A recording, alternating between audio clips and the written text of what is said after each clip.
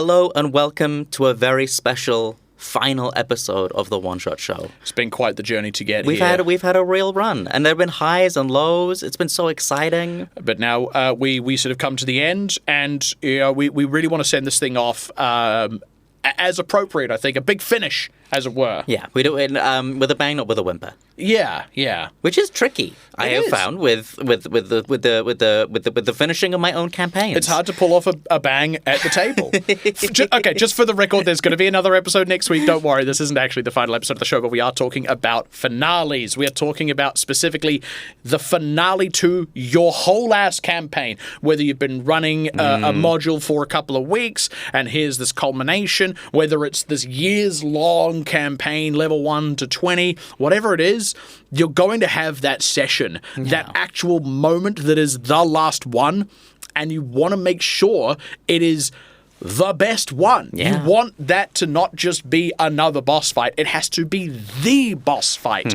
How on God's green earth do we do that? That's such a high bar to clear. It's so challenging. I mean, I think in terms of like actual finales, I think I've done many small finales for short form things, and maybe I've done two proper finales for big, long games. How many campaigns have you run to completion? I would say like small mid-form games, so like somewhere between like sort of 3 to 10 games.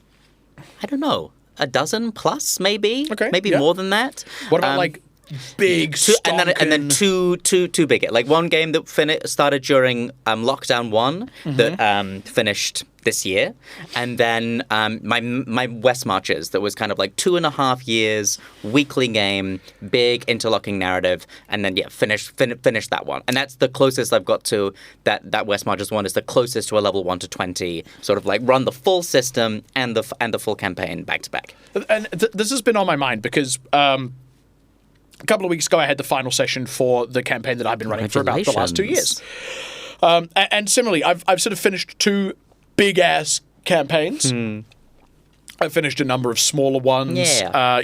As you say, the 3 to 10s, where it's not quite just a one-off, one-shot kind of thing. There's a little bit more narrative to it. And I've had a few that didn't work out. I've had some that just kind of fizzled out. I had a sort of half finish where what it was, we were underway with the campaign. We wanted to change systems to one that was not really compatible with what we were currently doing. So we found a way to wrap it up. When I described this to my partner, she said, put this in the best way possible. She said, that's like when the showrunners find out halfway through a season that they're not getting renewed, and they have to figure out how to end it based on what they have in front of them. Yeah, absolutely. It came to an ending. I gave it a finale, but it wasn't like the big finale in the way that my other big ones were eventually able to come to. Yeah. But how do we do it? How do you And I think let's work on that biggest possible scale, because I think those are the harder ones to nail down. And I think the lessons that apply to them, I think they apply backwards as well. We talk a lot about villains, right? We've talked a lot about villains, how to beat them, even in the grand scale. But let's actually get down to that moment that I'm designing the session. This is it. We're fighting. I'll use my example. We're fighting a hag coven. We're at sort of medium to high levels. We're sort of above where a hag coven usually punches. This is a hag coven that's been kind of juiced up so that they're also punching at that level. It makes it a bit more interesting. It means that we have an appropriate boss fight. The thing that I often start with is the encounter design, right? Yeah. This is where I got to pull out the goddamn stops. Yeah. This is where I need it to be the craziest shit we've ever seen. The one that I used for this was they were weaving a kind of magic to do with fate and fortune. Cool. So fight kicks off. They kind of dust off one of the hags, not super early, but without too much difficulty. And, they're sort of pushing away, beating back the tide.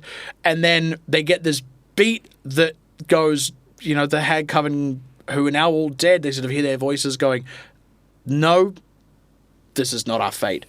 And it rewinds to that starting moment with resources expended. And the hags now knowing what's coming at them, what might still be on the table. They've still got everything. And that's the moment where my players are like, oh, good golly, if this goes on too many times, we're going to run out of resources completely. We're going to have no hit points left. We're going to have no spells left. And they'd juiced themselves to the tits. They knew that they were fighting these hags. They had bought every goddamn spell scroll under the sun, right?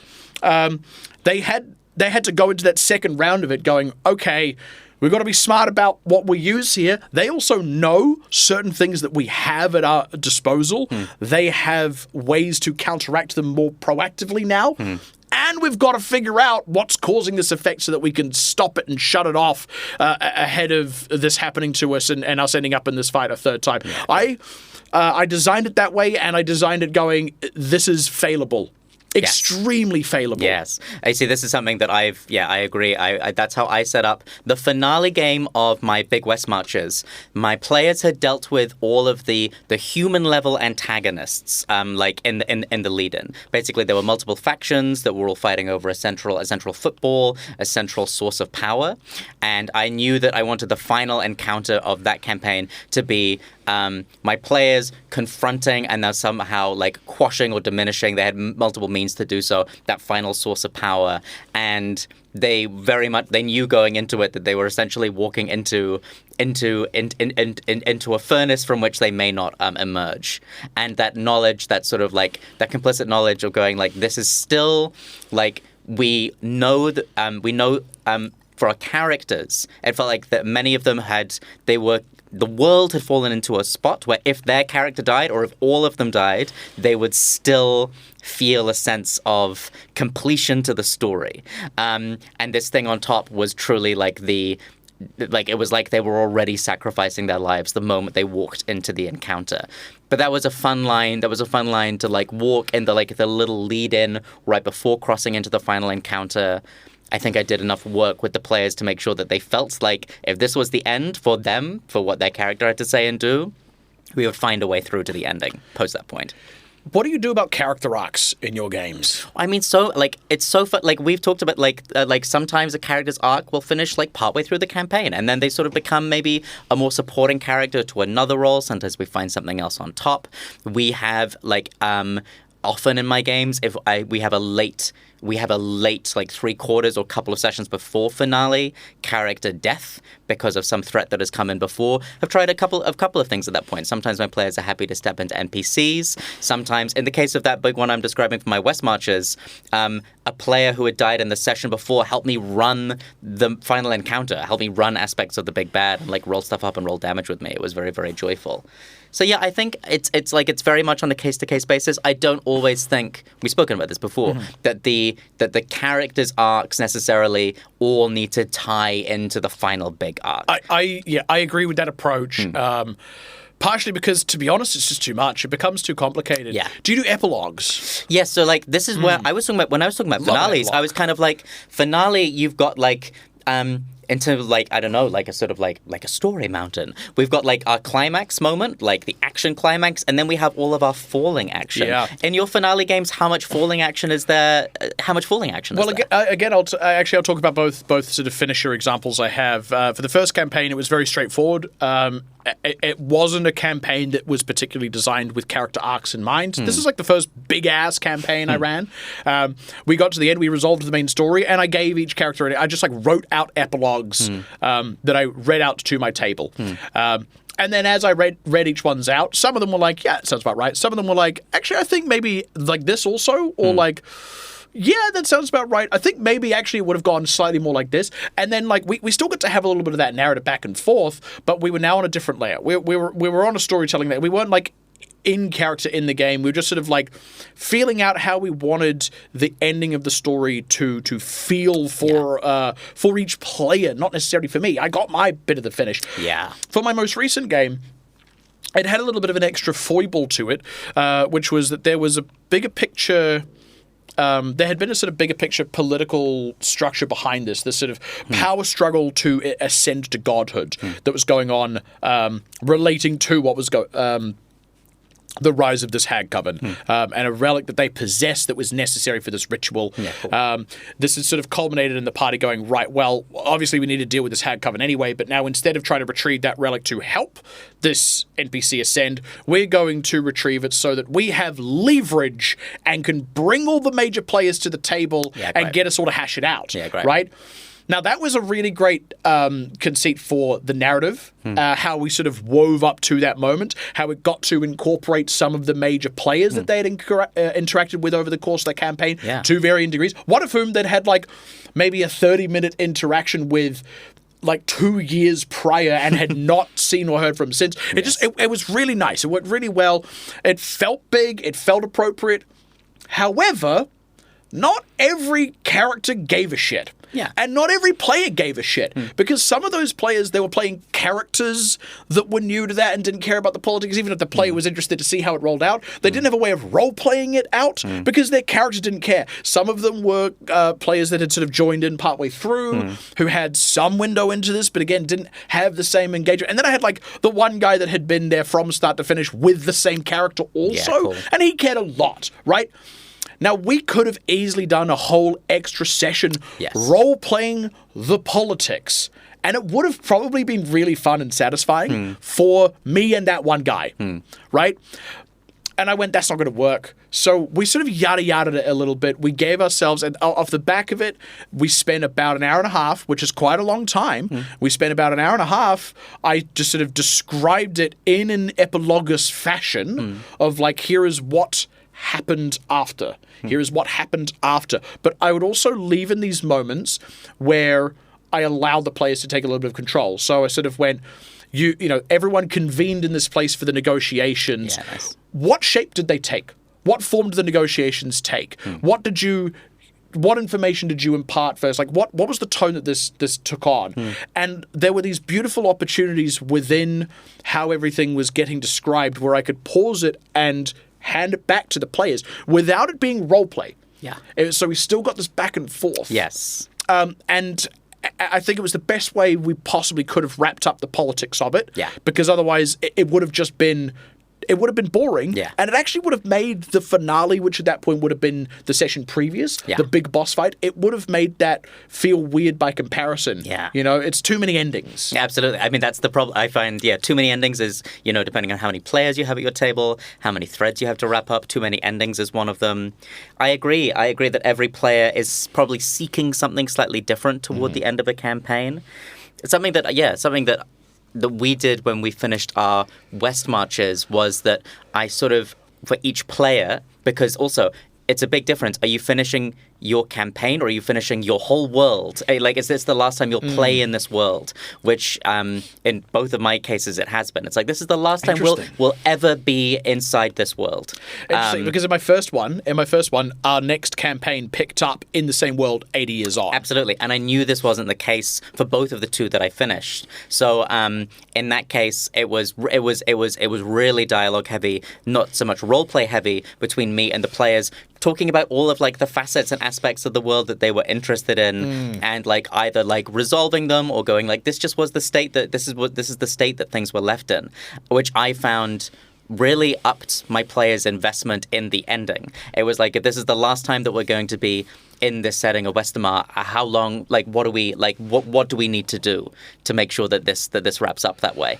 I also made a really strong rule for myself as I went into that finale, into that last thing, was I was going, I want the last thing to be said to be by a player. And I don't know why I set myself that particular challenge. I did it in Fury of the Small as well. I was like, a player will end this. You did too. Yeah, and I was like, and in Fury of the Small, I don't know if I'd intimated that toward the cast at the beginning. I don't think I had.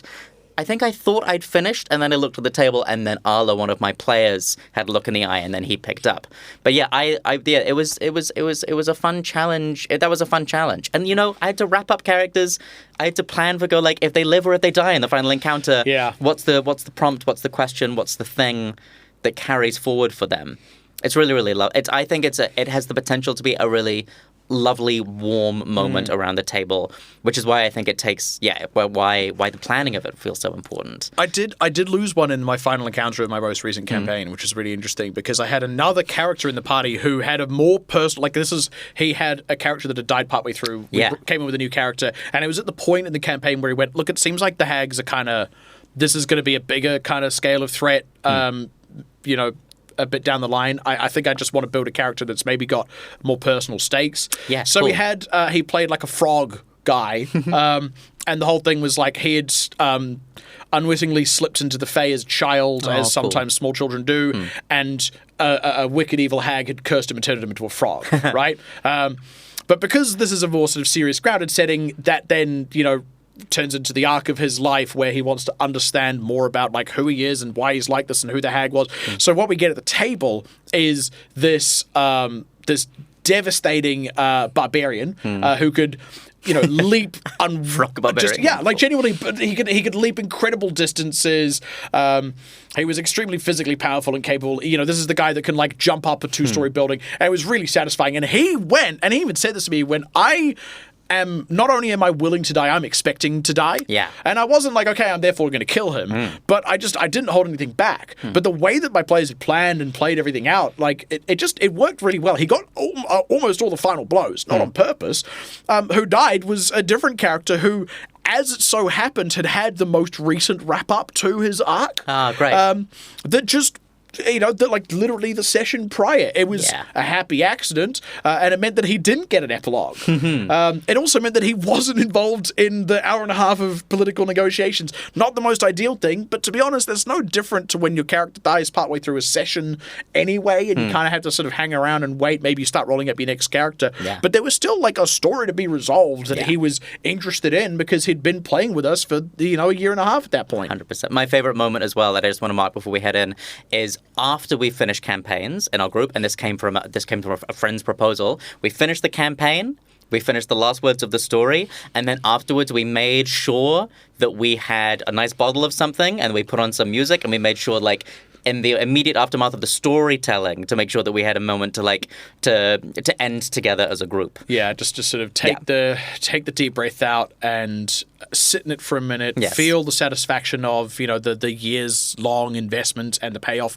of that finale that hopefully you absolutely nailed. That does us for this episode of the One Shot Show. And we will see you in the next one. We promise. If you enjoyed that episode of the One Shot Show, please consider supporting us on Patreon. Go to patreon.com/oneshot-show. You'll see all of the offerings available. You can commission custom episodes. You can get video versions of our regular weekly episodes. You can get monthly bonus episodes where we deep dive into particular topics. You can submit questions for our regular Q&A format. And we have a new offering that we're going to be launching this month, where at the end of each month, we will do a live Q&A session in our Discord server talking about the episodes from the most recent month. Also, for the next 3 months, anyone who backs us on Patreon will get 5 complimentary invites to our Discord server as we grow that community further. Please check it out and please support the show.